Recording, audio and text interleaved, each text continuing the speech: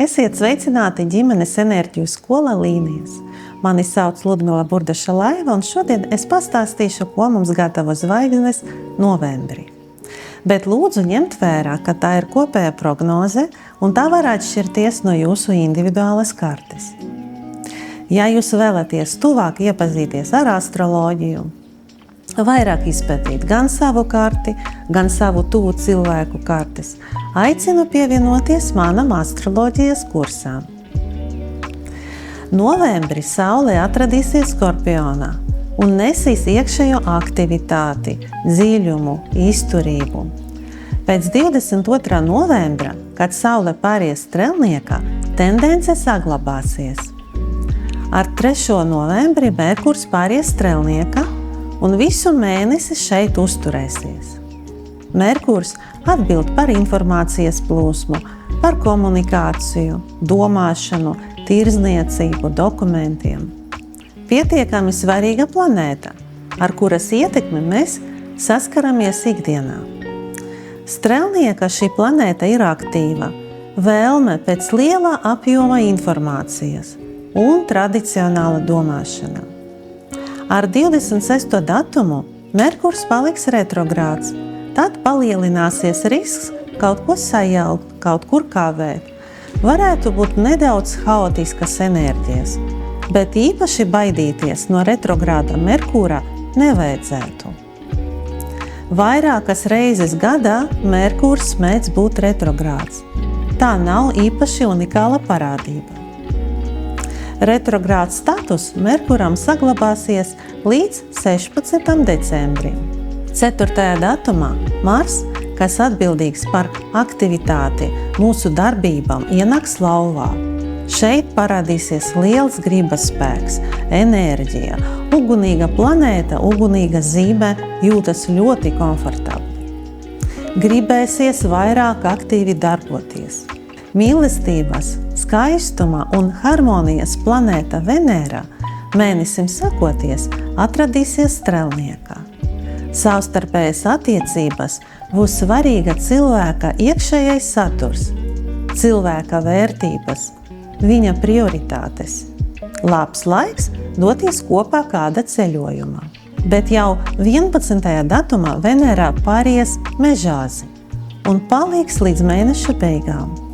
Šeit Venēra ir ļoti asketiska, būs grūti izpaust savas jūtas korekti. Provokāciju un kārdinājumu radītājs melnais mēnesis atradīsies Svaros. Tāpēc pirmkārt svariem jābūt uzmanīgiem un pacietīgiem, lai izietu pārbaudījumus, ko gatavo dzīvē. Otram kārtam uzmanīgiem jābūt tauniem. Augstāku spēku palīdzību un aizsardzību caur balto mēnesi saņems Dviņi. Turpat Dviņos atradīsies ļoti dāsna un labvēlīga planēta Jupiters, kas ir saistīta ar izaugsmi, ar attīstību, ar jaunām iespējām. Bet, diemžēl, tā atradīsies retrogrāda statusā.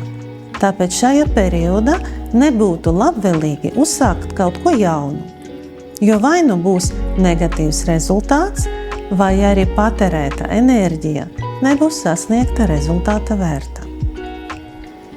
Ļoti nozīmīgs notikums būs 20. datumā, kad 3. reizi, noslēdzošu reizi, Plutons pāries ūdensvīrā uz 20 gadiem. Par to mēs daudz runājām vēl pagājušā gadā, tāpēc neatkārtošos. Vienīgais ir jāatcerās, ka visa dzīves iekārtā, gan ekonomiskā, gan politiskā, veidosies no jauna, un tā būs ļoti atšķirīga no esošas.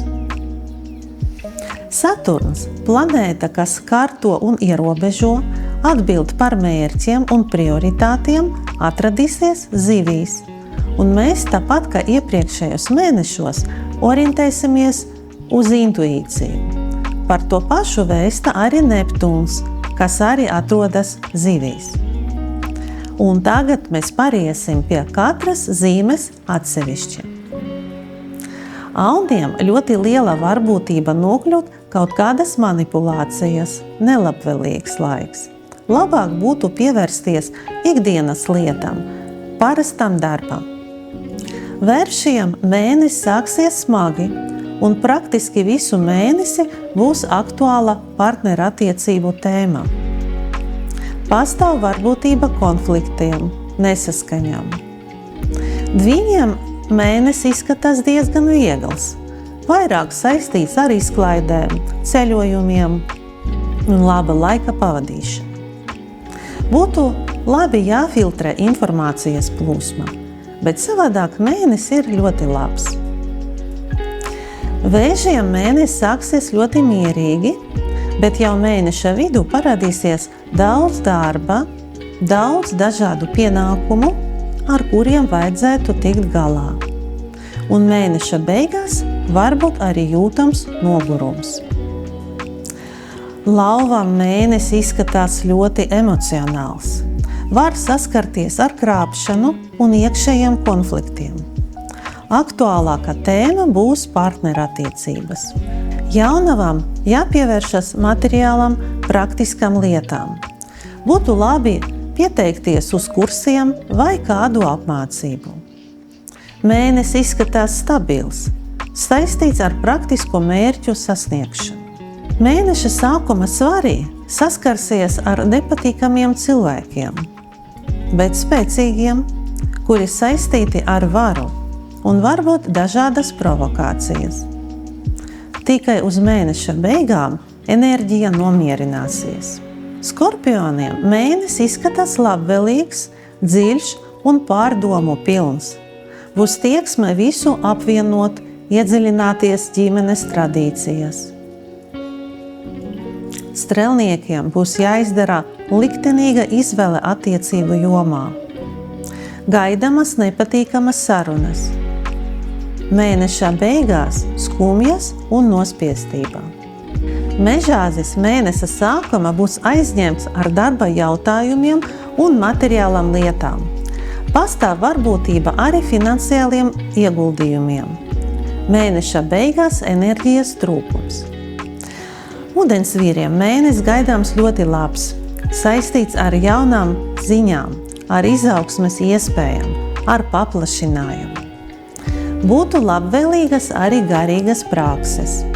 Zivīm mēnesis izskatās neskaidrs. Būs pārdzīvojumi, pārsvara par jūtu sfēru, tiks skartas partnerattiecības. Mēneša beigās būs jūtams nogurums, iespējama saslimšana. Saudzējiet sevi! Tas šodien bija arī viss. Paldies par jūsu uzmanību!